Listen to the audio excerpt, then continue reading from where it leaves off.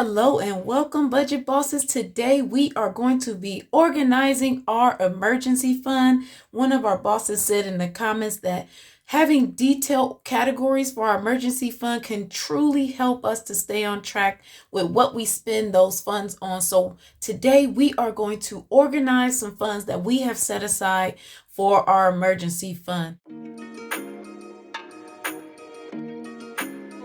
So first, let's talk about the categories that we want to break down our emergency fund into. All right, so we have our emergency fund categories are home repair, car repair, medical, dental, school, and bill overage. All things that we all probably can relate to in some kind of way.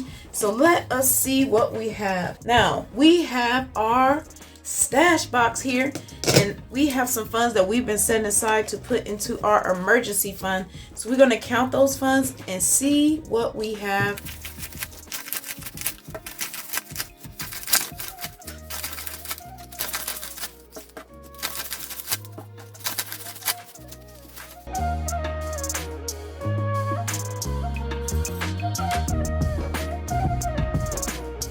So we have $800 for our emergency fund, and we have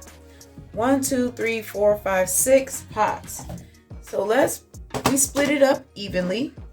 We got 800 divided by 6, 133. So we're gonna round that to about 120 and see what's left, because I don't have singles. So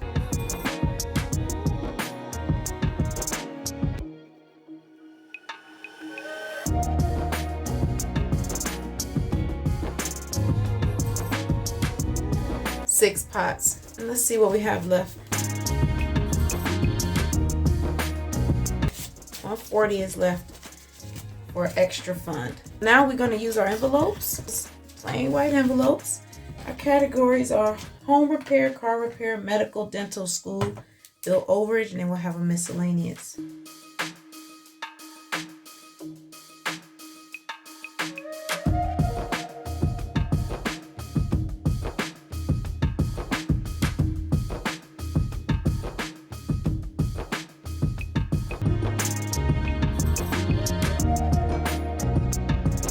So now we have organized our emergency fund into the various categories that we chose. And now we will have our organized envelopes put into our stash box so that we can stay organized and stay on top of what everything is and where everything is.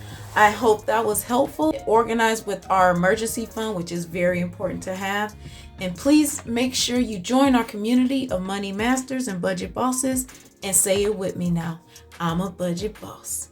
I'm a budget boss. I'll see you later.